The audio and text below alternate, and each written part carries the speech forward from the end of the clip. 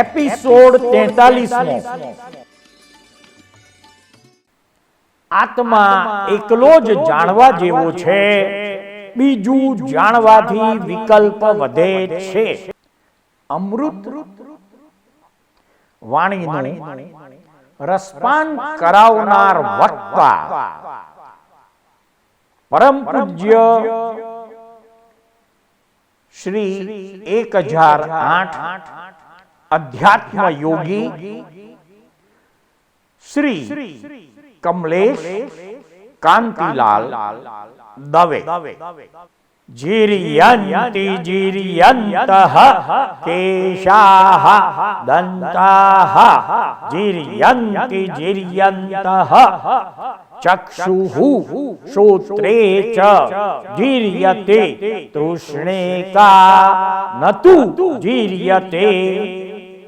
વૃદ્ધાવસ્થા આવવાથી વાળ જીર્ણ થઈ જાય છે, દાંત પણ જીર્ણ થાય છે, આંખો અને કાન પણ જીર્ણ થઈ જાય છે, પરંતુ એક તૃષ્ણા જ જીર્ણ થતી નથી।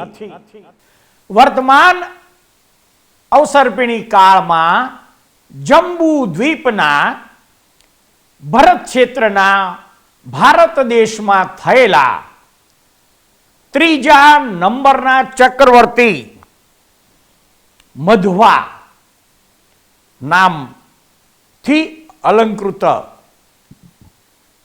તેમનું જીવન ચરિત્ર જાણીશું।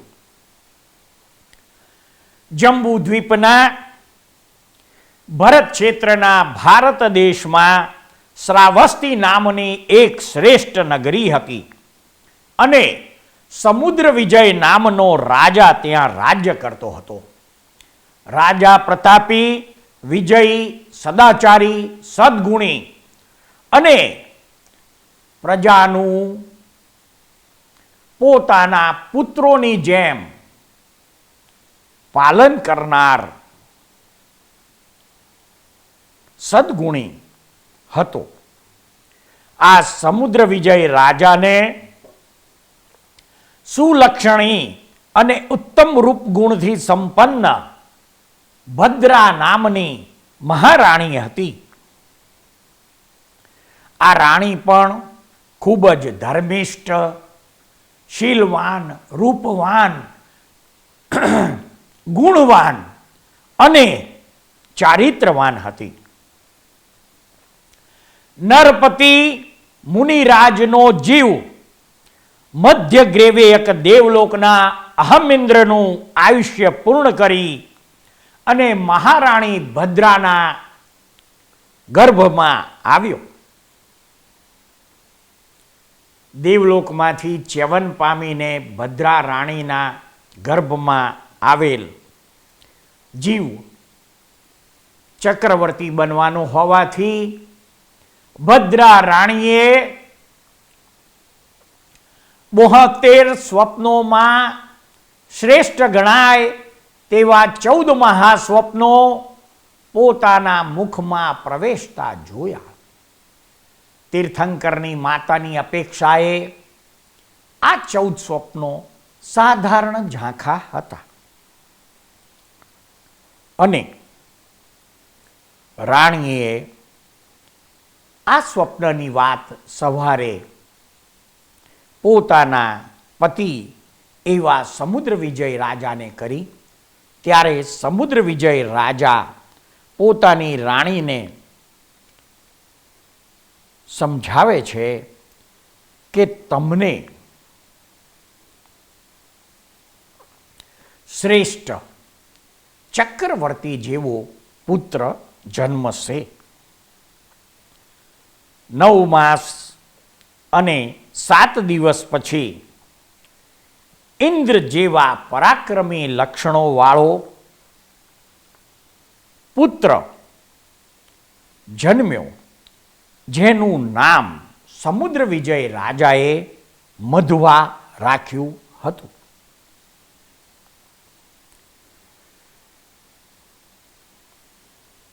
બાળપણમાં સહજ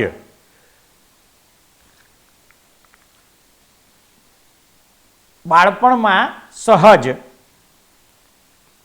સામાજિક પરંપરા પ્રમાણે વિદ્યાભ્યાસ અને કુમાર અવસ્થામાં શ્રેષ્ઠ પરાક્રમો સાથે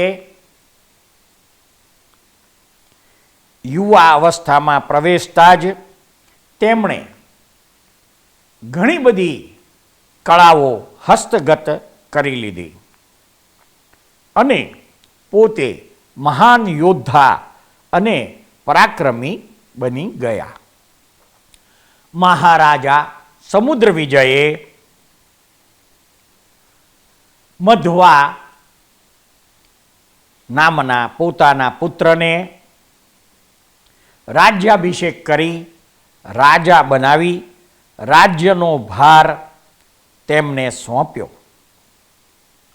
સમય જતાં મધ્વા ચક્રવર્તીની શસ્ત્રાગારમાં ચક્રરત્ન ઉત્પન્ન થયું. નિયમ મુજબ જ સામાન્ય વ્યવહાર પ્રમાણે મધ્વા ચક્રવર્તીએ આયુધશાળામાં ઉત્પન્ન થયેલ ચક્રરત્નનું મોરપીંછીથી પ્રમાર્જન કરી પવિત્ર જળથી સ્નાન અભિષેક કરાવી ચંદનથી અર્ચિત કરી તેને આયુધશાળામાં યથાયોગ્ય સ્થાને સ્થાપિત કર્યું. ત્યારબાદ અનુક્રમે પુરોહિત વગેરે બીજા રત્નો પણ ઉત્પન્ન થયા અને એમ 14 રત્નો પ્રાપ્ત થયા પછી ચક્રરત્ન આયુધશાળામાંથી બહાર નીકળ્યું અને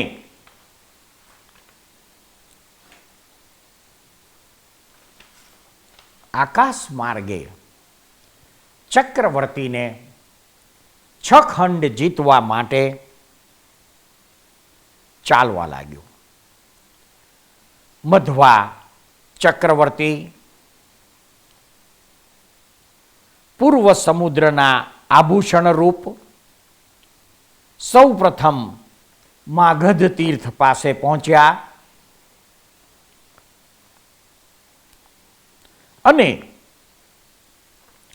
પોતાના નામથી અંકિત બાણ મગધ તીર્થપતિની સભામાં મોકલ્યું. મગધ તીર્થપતિ બાણ અને ચક્રવર્તીના આધીનપણામાં પોતે રહેવું જોઈએ એવું સમજીને ચક્રવર્તી પાસે જઈ તેમનો આશ્રય સ્વીકાર્યો. માગધપતિની જેમ દક્ષિણ દિશામાં વરદામ અને પશ્ચિમ દિશામાં પ્રભાસ તીર્થને પણ મધ્વા ચક્રવર્તીએ જીતી લીધા. ત્યાંથી સમુદ્રના દક્ષિણ તટે જઈને સિંધુ દેવીને પણ તેમણે સાધી અને ત્યાંથી વૈતાડ્ય પર્વત ઉપર વૈતાડ્ય કુમાર દેવને સ્વાધીન કરી તેમની ભેટ લઈ તમિશ્રા ગુફા પાસે મધ્વા નામે ચક્રવર્તી પહોંચે છે. તે ગુફામાં દ્વારપાળની પેઠે રહેલા કૃતમાળ નામના દેવને વિધિપૂર્વક સાધી લે છે. ત્યાંથી આગળ ચક્રવર્તીની આજ્ઞાથી સેનાપતિ ચર્મરત્ન વડે સિંધુ નદી પાર ઉતરીને પશ્ચિમ નિસ્કુટમાં પહોંચ્યા અને તે ભાગ સાધીને પાછા આવ્યા. પછી તેમના સેનાપતિએ દંડરત્ન વડે તે ગુફાના કમાળ ઉઘાડ્યા અને ચક્રવર્તીએ ગજરત્ન ઉપર બેસીને સૈન્ય સહિત તે ગુફામાં પ્રવેશ કર્યો. કાકીની રત્ન વડે અંદર પ્રકાશ આપનારા મંડળો કરી ગજરત્નના કુંભ સ્થળ ઉપર મણિરત્ન રાખી તેની કાંતિના પ્રસાર વડે અંદર ચાલ્યા. ગુફાની મધ્યમાં વાર્ધકી રત્નએ રચેલા સેતુબંધ વડે અત્યંત દુસ્તર એવી ઉન્મગા અને નિર્મગા નદી ઉતરી પોતાની મેળે જેના કમાડ ઉઘડી ગયેલા છે એવા ઉત્તર દ્વારને માર્ગે થઈ ચક્રવર્તી સેના સાથે તે ગુફાની બહાર નીકળ્યા.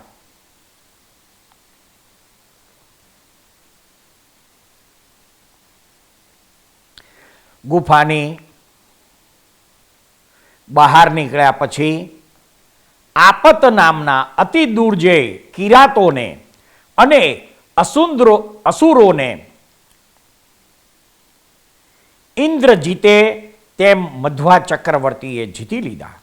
ત્યાંથી સેનાપતિએ જઈ સિંધુના પૂર્વ નિસ્કુટને જીતી લીધો. ચક્રવર્તીએ પોતે જઈને હિમાલય કુમારને સાધ્યો અને ત્યાંથી ઋષભકૂટે જઈને ચક્રવર્તીએ કાકીણી રત્ન વડે મઘવા ચક્રવર્તી એવું પોતાનું નામ લખ્યું. ત્યાંથી પાછા ફરતા સેનાપતિ સાથે ગંગા નદીનો પૂર્વ નિસ્કુટ સધાવ્યો અને પોતે ગંગાદેવીને સાધ્યા. પછી ત્રીજા ચક્રવર્તી મધ્વાએ વૈત્યાઢ પર્વતની બંને શ્રેણીના વિદ્યાધરોને લીલા માત્રમાં સાધી લીધા. વિધિ જાણવામાં ચતુર એવા ચક્રવર્તીએ ખંડ પ્રપાતા ગુફાના દ્વારમાં રહેલા નાટ્યમાળ દેવને નાટ્યમાળ નામના દેવને યથાવિધિ વશ કર્યો અને સેનાપતિ પાસે જેના કમાડ ઉઘડાવ્યા છે એવી ખંડ પ્રપાતા ગુફામાં થઈ મધ્વા ચક્રવર્તી સમુદ્ર જળમાંથી વહાણની જેમ વૈતાઢ્યમાંથી બહાર નીકળ્યા. ત્યાં ગંગાના મુખમાં નિવાસ કરી રહેલા નૈસર્પ વગેરે નવનિધિઓ ને તેમણે સાધી અને આ નવનિધિઓ મધ્વા ચક્રવર્તીને વશ થઈ ગઈ. સેનાપતિની પાસે ગંગાનો પશ્ચિમ નિસ્કુટ સધાવ્યો. આ પ્રમાણે મધ્વા ચક્રવર્તીએ 6 ખંડોને ભરત ક્ષેત્રને વશ કર્યું. આગળ ચાલતા અનુક્રમે ચક્રવર્તીપણાની સમગ્ર સામગ્રીથી પ્રકાશમાન થયેલા મધ્વા ચક્રવર્તી અમરાવતીમાં ઇન્દ્ર આવે તેમ પોતાની શ્રાવસ્તી નામની નગરીમાં આવ્યા. ત્યાં 16,000 દેવતાઓ અને રાજાઓએ એકત્ર થઈને પૂર્ણ સંપત્તિવાળા મધ્વા ચક્રવર્તીને વિધિ પ્રમાણે ચક્રવર્તીપણાનો રાજ્યાભિષેક કર્યો. ચક્રવર્તીપણામાં મધ્વા ચક્રવર્તી 32,000 મુકટધારી રાજાઓથી નિરંતર સેવાતા હતા. 16,000 સામાનિક દેવી દેવતાઓથી આશ્રિત હતા. નવનિધિઓ દ્વારા તેમના મનોરથ પૂર્ણ થતા હતા અને તેમના અંતઃપુરમાં 64,000 રાણીઓ તેમની સેવામાં હાજર હતી. અનેક પ્રમાદના સાધનો ચક્રવર્તીપણાને સુલભ હતા.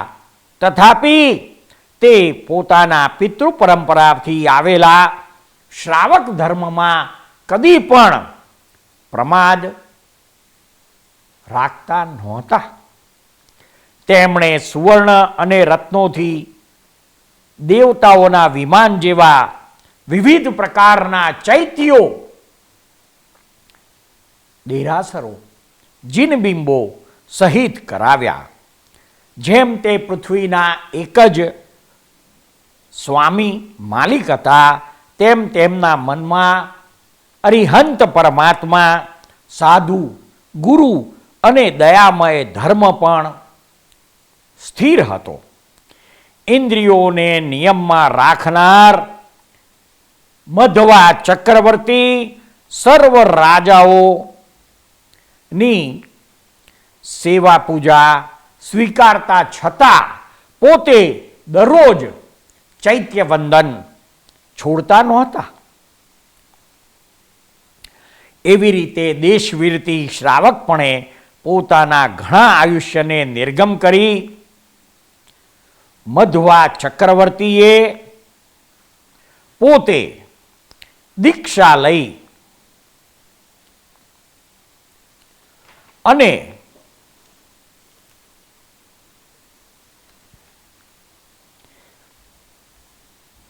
ચાર ઘાતી કર્મોનો ક્ષય કરી કેવળ જ્ઞાન પામી મોક્ષે ગયા.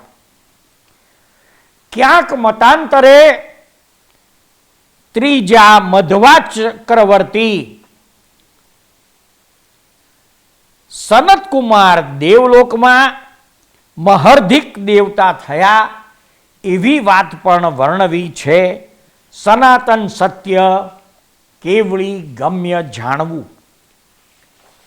ત્રીજા ચક્રવર્તી મધ્વા, તેમણે પોતાના જીવન દરમિયાન 25,000 વર્ષ કુમાર અવસ્થામાં 25,000 વર્ષ માંડલિક રાજા તરીકે અને 10,000 વર્ષ 6 ખંડ જીતવામાં વિતાવ્યા હતા અને 3,90,000 વર્ષ ચક્રવર્તી પદમાં સ્થિત રહ્યા. કુલ 4,50,000 વર્ષનું આયુષ્ય ભોગવ્યા પછી દીક્ષા લીધી અને સાધુપણામાં 50,000 વર્ષ વિતાવ્યા. કુલ 5,00,000 વર્ષનું આયુષ્ય ભોગવીને તેઓ કેવળ જ્ઞાન પામીને સિદ્ધ ક્ષેત્રમાં બિરાજમાન થયા. આવા ત્રીજા વર્તમાન અવસર્પિણી કાળના ચક્રવર્તી મધ્વાનું જીવન ચરિત્ર આપણે સંક્ષિપ્તમાં જાણ્યું. આ મધ્વા ચક્રવર્તીએ 6 ખંડ પૃથ્વી જીતવા માટે 10,000 વર્ષ વિતાવ્યા હતા. હવે આપણને એમ થાય કે આ લોકોનું આયુષ્ય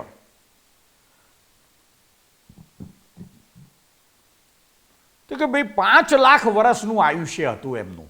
કેટલા વર્ષનું? 5,00,000 વર્ષનું. હવે એ 5,00,000 વર્ષમાં એમણે 6 ખંડ પૃથ્વીને જીતવા માટે 10,000 વર્ષ દિગ્વિજયમાં વિતાવ્યા.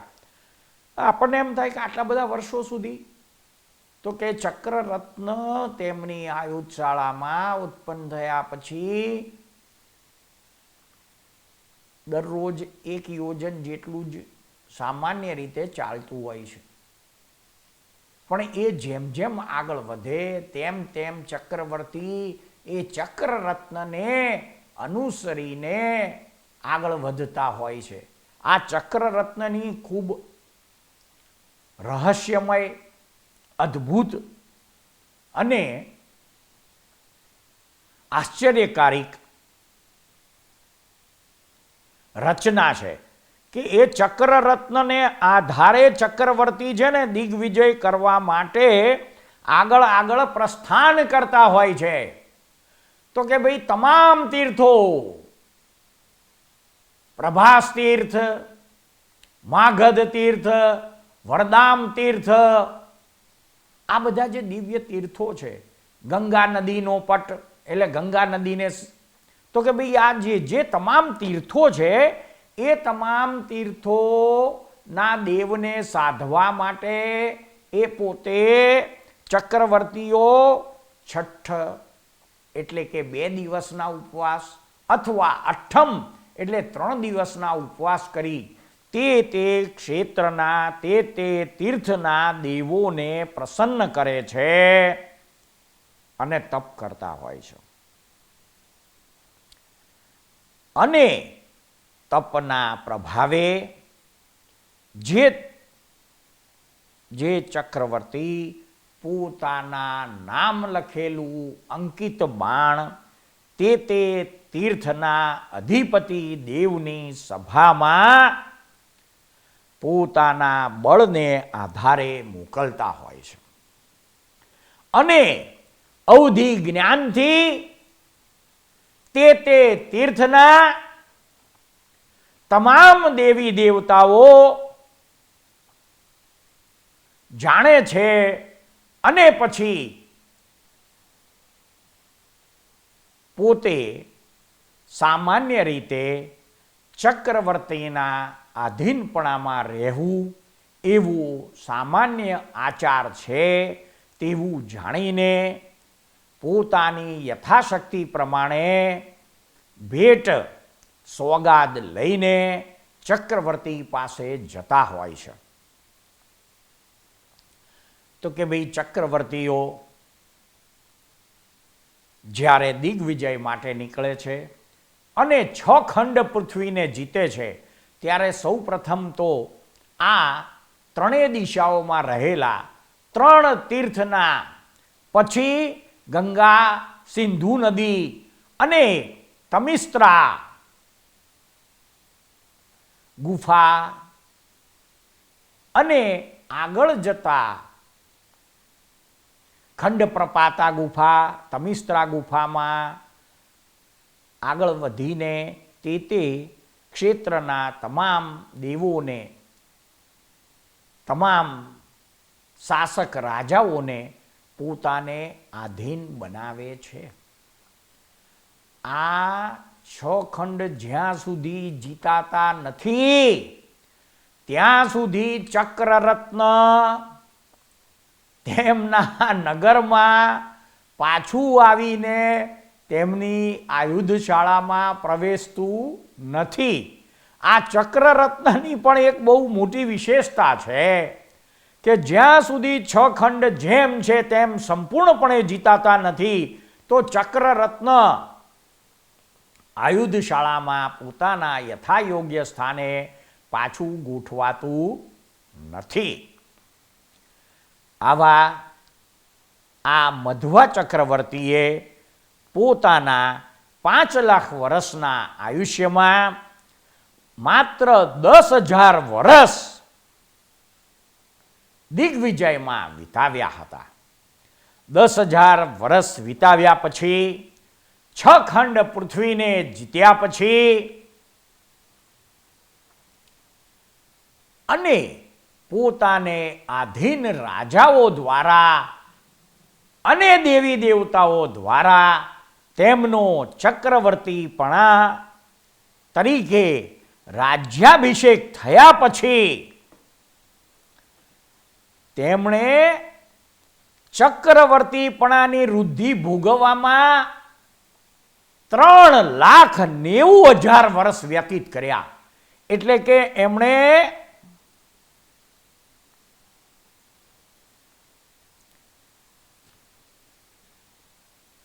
5 લાખ વર્ષના આયુષ્યમાં લગભગ 4 લાખમાં 10,000 ઓછા એટલા વર્ષ તો એ ચક્રવર્તીપણામાં રહીને એમણે ભોગો ભોગવ્યા. અર્થાત 64,000 રાણીઓ સાથે ભોગો ભોગવવામાં અને ચક્રવર્તી પદમાં સ્થિત રહીને રાજ્ય વ્યવસ્થા સંભાળવામાં એમણે 3,90,000 વર્ષનું આયુષ્ય પૂર્ણ કર્યું. એટલે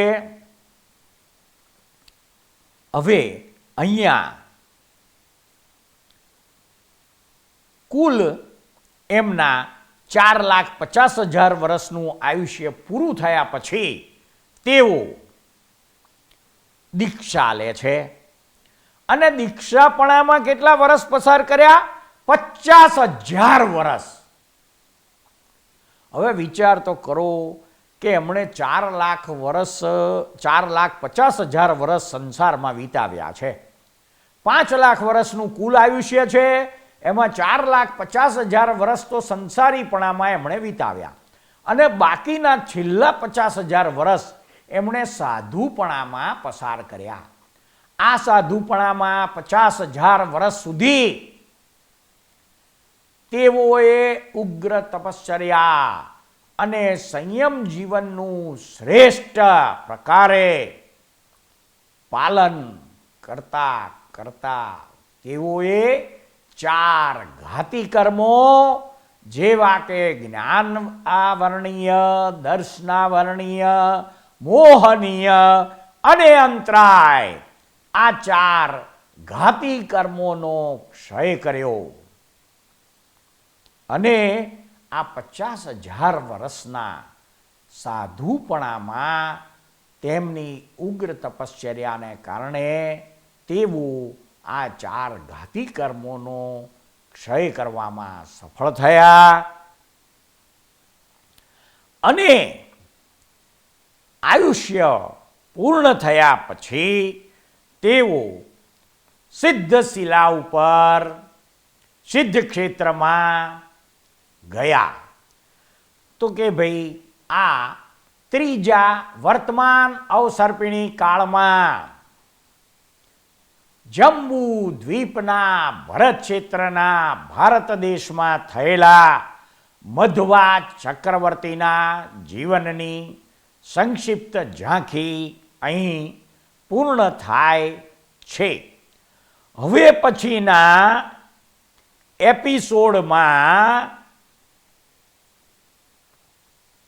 જંબુ દ્વીપમાં ભરત ક્ષેત્રના ભારત દેશમાં જન્મેલા ચોથા ચક્રવર્તી સનતકુમારના જીવન ચરિત્રનું વૃત્તાંત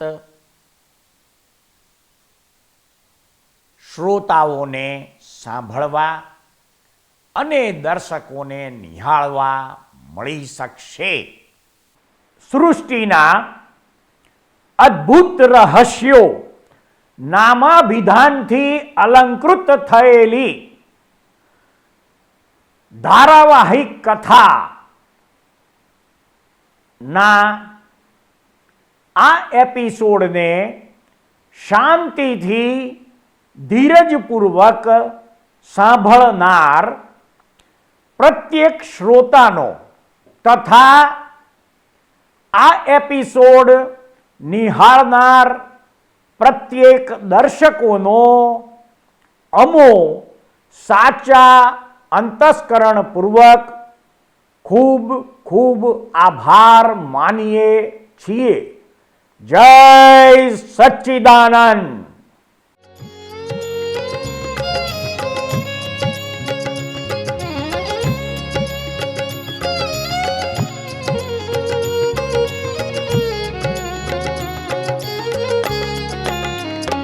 तीर्थंकर विहरमान शत शत कोटि प्रणाम. तीर्थंकर विहरमान शत शत कोटि प्रणाम. जय कुल्ला केवल ज्ञान. जय कुल्ला केवल ज्ञान. तीर्थंकर विहरमान शत शत कोटि प्रणाम.